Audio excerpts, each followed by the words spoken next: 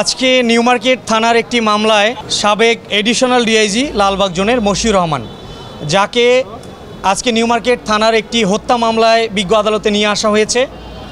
আপনারা জানেন যে এই ঘটনাটি ঘটেছে বিগত 19/7/2024 তারিখ। এই ঘটনায় আব্দুল ওয়াদুদ একজন দোকানের কর্মচারী, যথারীতি প্রতিদিনের কার্যক্রম সেরে উনি ওনার নিজ দোকান বন্ধ করে এই ব্যবসায়ী আব্দুল ওয়াদুদ উনি বাড়ি যাচ্ছিলেন। ঠিক সেই সময় যারা ছাত্র জনতাকে প্রতিহতের ঘোষণা দিয়েছিলেন, স্বৈরাচারের দোসরের অন্যতম একজন চিহ্নিত অপরাধী আসামি হত্যাকারী মশিউর রহমানকে গ্রেপ্তার করে নিয়ে আসা হয়েছে। সেই মামলায় প্রসিকিউশন পক্ষে 10 দিনের রিমান্ড প্রেয়ার ছিল।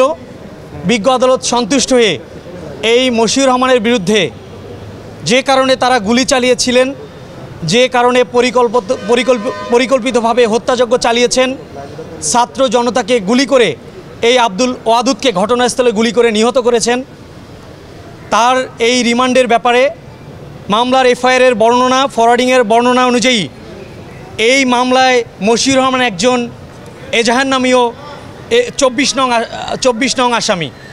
বিজ্ঞ আদালত সন্তুষ্ট হয়ে এই মামলার হত্যাকারীদের আরও কারা জড়িত এবং তারা কিভাবে হত্যাকাণ্ড চালালেন, এত সংখ্যক গুলি কেন করলেন, ছাত্র জনতাকে কেন তারা এই আন্দোলনকে দমন করার জন্য পরিকল্পিতভাবে একসাথে এতগুলো হত্যাকাণ্ড চালালেন, এজন্যই মূলত বিজ্ঞ আদালত রাষ্ট্রপক্ষের বক্তব্য শুনে আমরা প্রসিকিউশন পক্ষে বিজ্ঞ আদালতের প্রতি বক্তব্য উপস্থাপন করে আদালত সন্তুষ্ট হয়ে মশিউর রহমানের ব্যাপারে মশিউর রহমানের বিরুদ্ধে 7 দিনের রিমান্ড মঞ্জুর করেন।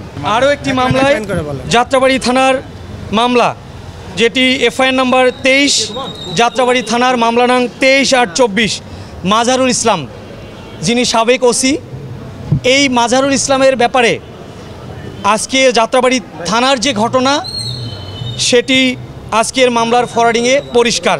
এই হত্যাকাণ্ডের মামলায় সরাসরি জড়িত মর্মে তার বিরুদ্ধে সুস্পষ্ট অভিযোগ রয়েছে। এজন্যই এই মাজারুল ইসলামকে গ্রেপ্তার করে নিয়ে আসা হয়েছে।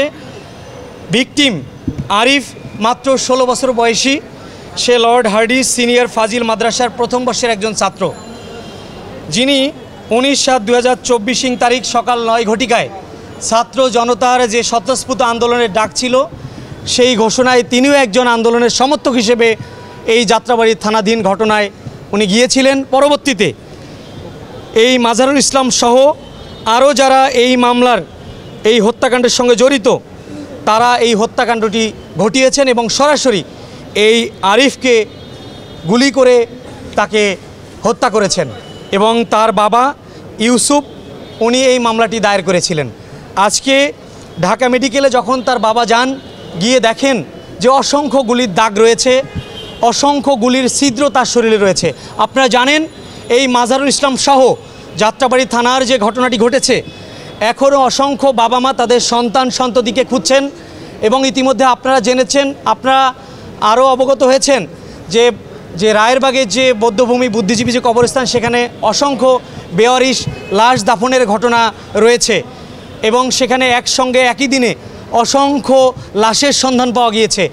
এই সমস্ত খুঁটিনাটি বের করার জন্য এবং তারা কি কারণে এতগুলো হত্যাকাণ্ড, সাধারণ জনতাকে গুলি করে মেরে ফেললেন, নিহতের ঘটনা ঘটালেন, এই উস্কানিদাতা, মদতদাতা এবং সংশ্লিষ্ট তারা রাতে দিনে কিভাবে সাধারণ জনতার উপর নির্বিচারে গুলি চালিয়েছেন, কি পরিকল্পনা ছিল, তাদের প্রতিহতের ঘোষণার যে ডাক সেটি কী রকম ছিল, এই টিয়ার শেল, এই বেআইনি সরঞ্জাম, বেআইনি অস্ত্র, বেআইনি বুলেট এবং স্নাইপারের ব্যবহারের মতো যে ঘটনা ঘটেছে, এই সব তথ্য উপাত্ত বের করে নিয়ে আসার জন্যই মূলত রাষ্ট্রপক্ষে আমরা প্রসিকিউশন পক্ষে আইনজীবীরা সহযোগিতা করি।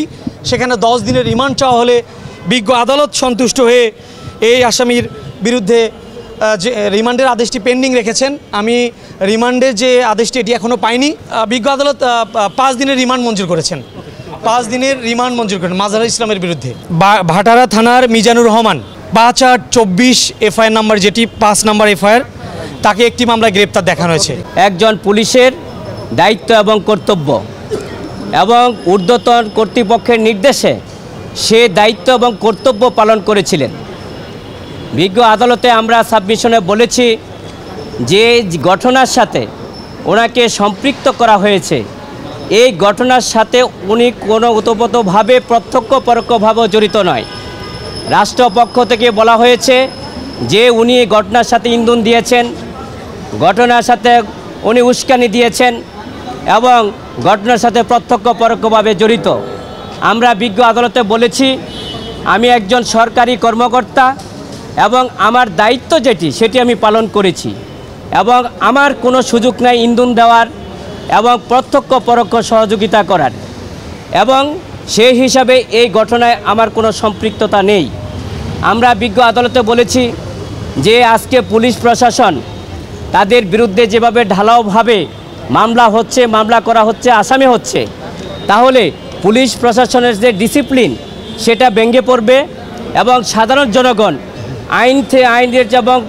আইনের যে সেবা এবং সেটা থেকে মানুষ বঞ্চিত হবে। আমরা বিজ্ঞ আদালতে সাবমিশনে সেটা বলেছি। বিজ্ঞ আদালতে আমরা রিমান্ড বাতিল চেয়েছি এই কারণেই যে উনি প্রজাতন্ত্রের কর্মকর্তা, শুধু উনি ওনার দায়িত্ব পালন করেছেন, উনি এই ঘটনার সাথে কোনো সম্পৃক্ত না। শুধুমাত্র ওই গত সরকারের আমলে উনি কর্মকর্তা ছিলেন, সেই কারণেই আমাকে এই মামলায় সম্পৃক্ত করা হয়েছে এবং রিমান্ডে নেওয়ার মতন কোনো উপাদান আয়ুষ সাহেব বিজ্ঞ আদালতে সে উপস্থাপন করিতে পারে নাই। বিজ্ঞ আদালতে আমরা জামিনের ব্যাপারে বলেছি যে এই আসামির জামিন যদি দেওয়া হয় তাহলে সে পলাতক হবে না, কারণ সে একজন ডিসি এবং ডিসি সাহেব সে দায়িত্ব পালন করেছিলেন, সে জামিন দেওয়ার ফলে সে পলাতক হবে না। বিজ্ঞ আদালতে সে নিয়মিত হাজিরা দিবে।